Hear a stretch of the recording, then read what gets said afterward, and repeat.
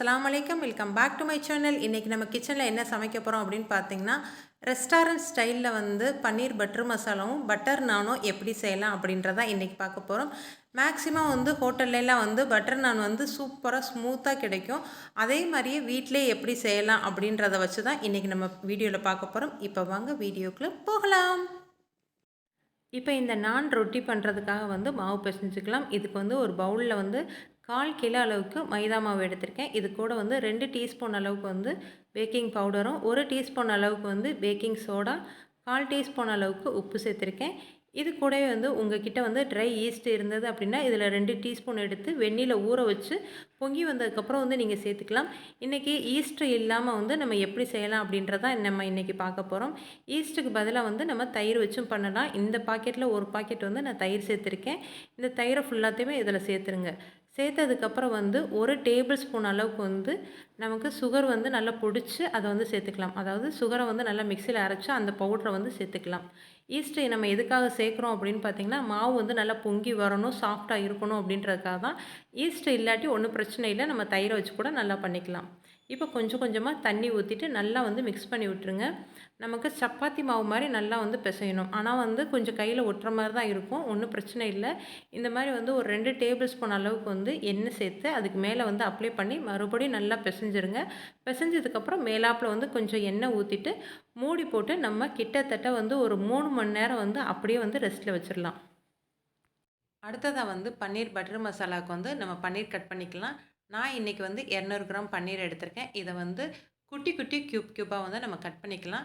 எப்பவுமே வந்து பன்னீரை வந்து ஃப்ரிட்ஜிலேருந்து எடுத்து அப்படியே டைரெக்டாக வந்து நீங்கள் கட் பண்ணாதீங்க. வந்து சேஃப் வந்து கரெக்டாக வராது. ஒரு 10 நிமிஷம் வச்சுருந்துட்டு அதுக்கப்புறம் கட் பண்ணிங்கன்னா கரெக்டாக இருக்கும். இப்போ இது இருக்கட்டும். இப்போ ஒரு கடாயில் வந்து 4 டேபிள் ஸ்பூன் அளவுக்கு ஆயில் சேர்த்துருக்கேன். ஆயில் நல்லா ஹீட் ஆனதுக்கப்புறம் வந்து ஒரு பிரியாணி இலை, ஒரு துண்டு அளவுக்கு பட்டை, 2 கிராம்பு, 1 ஏலக்காய் சேர்த்துக்கலாம். இது நல்லா பொரிஞ்சதுக்கப்புறம் 2 பெரிய வெங்காயத்தை வந்து நல்லா குட்டி குட்டியாக கட் பண்ணி வச்சுருக்கேன். அதையும் சேர்த்துக்கலாம்.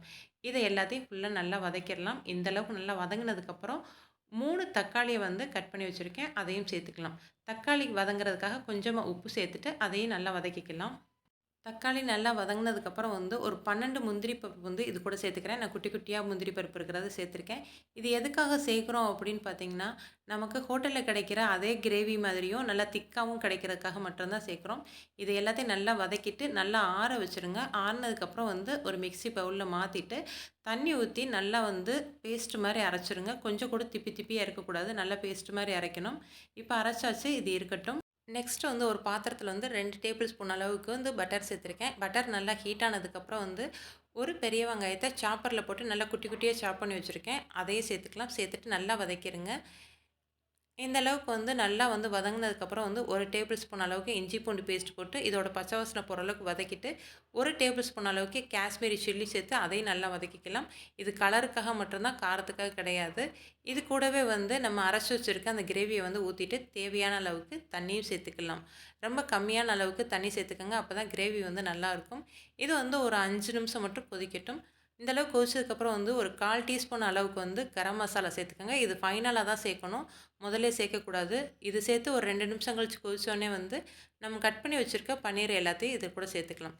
சேர்த்துட்டு ஒரு 5 நிமிஷம் கொதிக்கட்டும். இப்போ பாருங்கள், நல்லா கொதிச்சு வந்துருச்சு. கடைசியில் வந்து கஸ்தூரி மேட்டி வந்து நம்ம கொஞ்சமாக சேர்த்துக்கலாம். இதை ஆஃப் பண்ணுறதுக்கு முன்னாடி சேர்த்துட்டு இது லைட்டாக ஒரு கொதி வந்தோடனே வந்து ஃப்ரெஷ் க்ரீம் உங்ககிட்ட இருந்தது அப்படின்னா ஒரு சின்ன கிண்ணத்தில் வந்து 2 டேபிள் ஸ்பூன்லேருந்து 3 டேபிள் ஸ்பூன் அளவுக்கு நீங்கள் சேர்த்துக்கங்க. இல்லாதவங்க வந்து பசும்பால் வந்து ஒரு 4 டேபிள் ஸ்பூன் அளவுக்கு சேர்த்துக்கலாம். இப்போ சூப்பரான சுவையான பன்னீர் பட்டர் மசாலா நமக்கு ரெடி ஆயிடுச்சு. அடுத்ததாக வந்து நம்ம ஊற வச்சுருக்க மாவு பார்த்திங்கன்னா 3 மணி நேரத்தில் நல்லா ஊறிடுச்சு, நல்லா உப்பி வந்திருக்கு பாருங்கள். இப்போ இதை வந்து ஒரு 2 நிமிஷத்துக்கு வந்து கையில் வந்து நல்லா அழுத்தம் கொடுத்து மறுபடியும் வந்து நல்லா பிசைஞ்சிக்கலாம். பிசைஞ்சதுக்கப்புறம் வந்து உங்களுக்கு தேவையான சைஸில் வந்து இந்த மாதிரி வந்து உருண்டை பிடிச்சி மாவு வந்து இந்த மாதிரி போர்டில் அப்ளை பண்ணிவிட்டு நமக்கு பூரி கிழிக்கிற மாதிரி இழுக்கக்கூடாது, பூரி சப்பாத்தி கிழிக்கிற மாதிரி ரவுண்டாக வந்து இழுக்கக்கூடாது. நான் இழுக்கிற மாதிரி வந்து இந்த மாதிரி நீட்ட வாக்கில் வந்து இழுக்கணும். இந்த மாதிரி நேர் வாக்கில் இருக்கணும். இந்த மாதிரி இழுத்ததுக்கப்புறம் வந்து நம்ம தோசைக்கல்லை வந்து நல்லா ஹீட் பண்ணிவிட்டு ஆயில் எதுவுமே அப்ளை பண்ணாமல் அப்படியே வந்து போட்டுக்கலாம். போட்டுட்டு இந்த மாதிரி பபிள்ஸ் வந்ததுக்கப்புறம் வந்து மறுபடியும் திருப்பி போட்டுக்கோங்க. திருப்பி போட்டு ஓரளவுக்கு வெந்ததுக்கப்புறம் வந்து அப்படியே வந்து அனலில் வந்து நம்ம காமிச்சிக்கலாம். அதாவது தீயில காமிச்சிக்கலாம். இந்த மாதிரி வந்து சுட்டு எடுத்தோம் அப்படின்னா நல்லா சூப்பராக டேஸ்ட்டாக இருக்கும். இதை எடுத்ததுக்கப்புறம் வந்து ஒரு பாத்திரத்தில் வச்சுட்டு அதை வந்து பட்டர் மேலே வந்து அப்ளை பண்ணிக்கோங்க. பட்டர் வந்து நல்லா ஹீட் பண்ணிவிட்டு அப்ளை பண்ணிங்கன்னா சூப்பராக இருக்கும். இன்னொரு மெத்தட்லேயும் இதை வந்து அப்ளை பண்ணலாம். ஒரு பாத்திரத்தில் வந்து பட்டர் எடுத்துக்கோங்க. அது கூட வந்து கொஞ்சமாக மல்லி இலைய கட் பண்ணி போட்டு இந்த மாதிரி நீங்கள் அப்ளை பண்ணிங்கன்னா சூப்பராக இருக்கும். ஹோட்டல்லாம் நமக்கு இந்த மெத்தடில் தான் வந்து சர்வ் பண்ணுவாங்க. இதை வந்து கண்டிப்பாக வந்து ட்ரை பண்ணி பாருங்கள். ஓகே ஃப்ரெண்ட்ஸ், நமக்கு வந்து சூப்பராக வந்து பன்னீர் பட்டர் மசாலாவும் பட்டர் நானும் நம்ம ரெடி பண்ணியாச்சு. இந்த வீடியோ உங்களுக்கு பிடிச்சிருந்தது அப்படின்னா மறக்காமல் இந்த வீடியோவுக்கு வந்து லைக் பண்ணுங்கள், ஷேர் பண்ணுங்கள், கமெண்ட் பண்ணுங்கள். மறக்காமல் அனிஸ்னா கிச்சனுக்கு சப்ஸ்கிரைப் பண்ணி பக்கத்தில் இருக்க பெல் பட்டனை கிளிக் பண்ணிக்கோங்க. ஓகே ஃப்ரெண்ட்ஸ், பாய்.